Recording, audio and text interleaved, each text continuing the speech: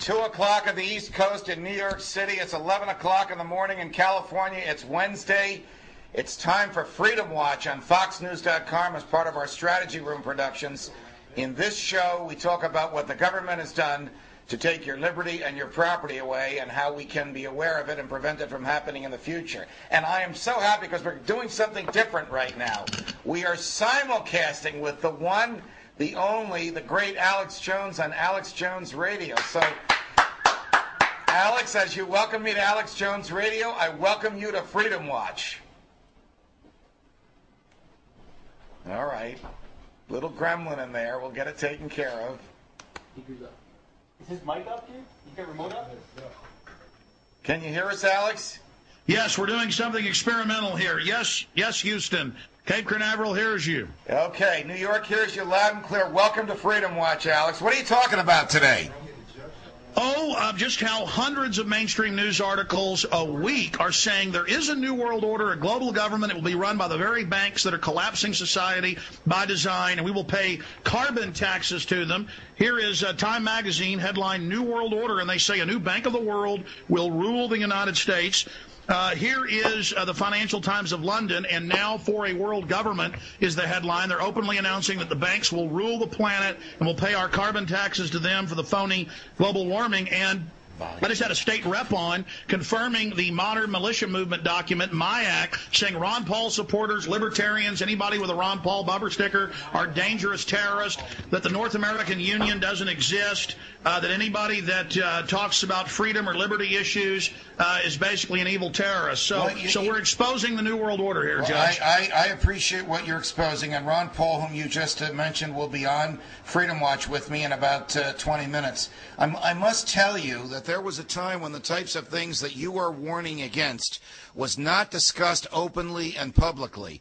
But I was scandalized when British Prime Minister Gordon Brown tipped his hand when he spoke to a joint session of Congress 2 weeks ago and said he was looking for, these are the words that caused me a couple of sleepless nights, Alex, and I bet you as well, and many of the folks watching and listening to us, a global New Deal.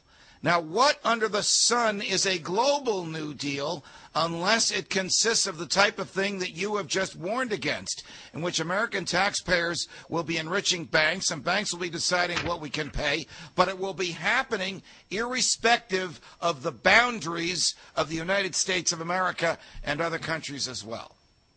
Absolutely. Here is yesterday's London Telegraph. IMF poised to print billions of dollars in global easing, and it says that the International Monetary Fund will create a new global super currency that will replace the dollar, and that Americans will pay tax money in to fund the world government. So this is all out in the open. That's why on our news, Geithner will never say what the plan is. What are you going to do? How are you going to fix it? But when the G20 meet, when they had the Bretton Woods meeting, the new one coming up in a few days, they admit they're setting up a world government run by private banks. What the Trilateral Commission said back in the 70s. Listen, right. I never discovered any of this. This was never my opinion. And people are saying, how were you right about all this? How'd you know this 14 years ago?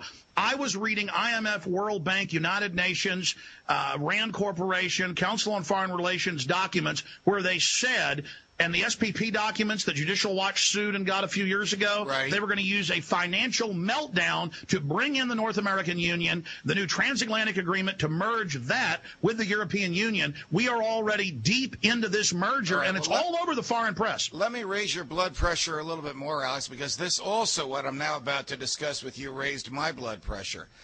Secretary of State Hillary Clinton visited her counterpart in Beijing about 8 or 9 days ago, and I don't know who else she saw, but we saw pictures of her with the Chinese foreign minister. About 4 days after that, at the G20 summit to which you just referred, a meeting of the finance ministers of the 20 largest countries in the world, which control collectively about 85% of the economy. For some reason, the Chinese premier was there. He was the only head of state there, other than Gordon Brown as the host.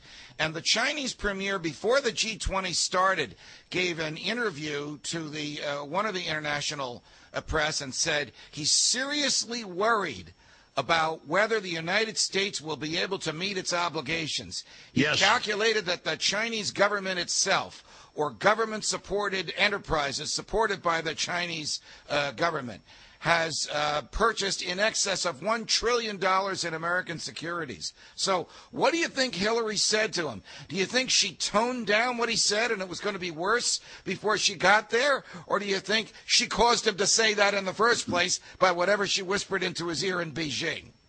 Well, we know in separate meetings she's had with the Chinese leadership and several trips in Europe and in China, she said, please keep buying the dollar. Please keep buying our debt. Just long enough for us to set up this new global monetary system. The Russians are calling for a new global currency. The only thing the U.S. has left is its fiat dollar. The globalists have debased our nation. They've made us a debtor nation. They've destroyed our capacity to manufacture. And so the globalists are creating a global fire sale. They're destroying the world economy in their own documents so that then they'll be the only lender to the planet, and they'll create more fiat currency backed by U.S. and European taxpayers to then fund setting up their world government. So absolutely, the Chinese have been bad-mouthing the U.S. Now, they've been bad-mouthing the country that they own over $1 trillion of our T-bills in. This is the birth of the New World Order, and so you've got all these different honchos from the private central banks, the private Federal Reserve, and others all meeting, deciding on the final architecture of the world government. The very banks that have engineered the economic collapse are now posing as our saviors, bringing this in. But the good news is, I've never seen an awakening this big, and I'm seeing, people like Glenn Beck talk about the New World Order on Fox. I'm seeing you talk about it for years. Before him, we're seeing Lou Dobbs talk about it. We're seeing, mainline talk show hosts. Limbaugh's even talking about global government now. Right. Michael Savage is talking about how he thinks, Obama may stage crises to bring in martial law. So all the things that I was talking about in the wilderness 10 plus years ago is now hitting mainstream. And it is great. So it shows me the sleeping giant that is the United States and all of this liberty and freedom. We're rediscovering our roots, our Declaration of Independence, our Constitution. You've called for states to not secede, but, redeclare their 10th Amendment, 9th Amendment. You're a judge. You know the Constitution well, constitutional scholar. And so they're trying to get the feds back in line. The battle lines are being drawn here, and right. The American people are finding out that Washington's been seized by offshore banks. Well, this will make your blood boil a little bit more as we keep ratcheting this up. And I thought that the summary you just gave was terrific. And just for those of us that are tuning in, Judge Napolitano simulcasting from Freedom Watch at FoxNews.com with Alex Jones, the great Alex Jones, on the Alex Jones radio show. We only have another minute or so. I suspect that Mrs. Clinton and the president will begin saying nice things about the Chinese human rights record. No, they are now. So that the Chinese government will continue to buy these bonds, because if we dare to criticize, if we dare to use our First Amendment rights against one of the most oppressive giants in the world, they might just stop loaning us money, Alex. What would we do then? Well, things would basically collapse, and that's what the globalists want, where we're all interconnected and controlled, and that's what my new film, The Obama Deception, at Infowars.com covers, is how this guy is controlled by the very banks that did the bailout. Geithner helped write it. He's claiming he's going after all these CEOs' bonuses when they wrote a loophole in there where they're all exempt from the other rules for other banks and insurance companies. So there's one rule for the big global bankers, another rule for the Main Street bankers. This film doesn't just expose Barack Obama, the Obama deception. It just came out a few days ago, it also exposes who he works for, what his agenda for gun confiscation is, what his agenda is for forced national service, which they're now admitting, what his agenda is to bankrupt this country and bring in total police state control. But again, the good news is the people are waking up. And by the way, the Obama Deception is free on YouTube and Google. Folks don't have to get the DVD at Infowars.com. The Obama Deception, the most hard-hitting film, shattering the left-right paradigm, blowing the New World Order apart. Judge Napolitano, I want to thank you so much for having this simulcast, and I want to invite you on my show anytime, my friend. Same from me to thee. Thanks, Alex Jones. It's absolutely been a pleasure.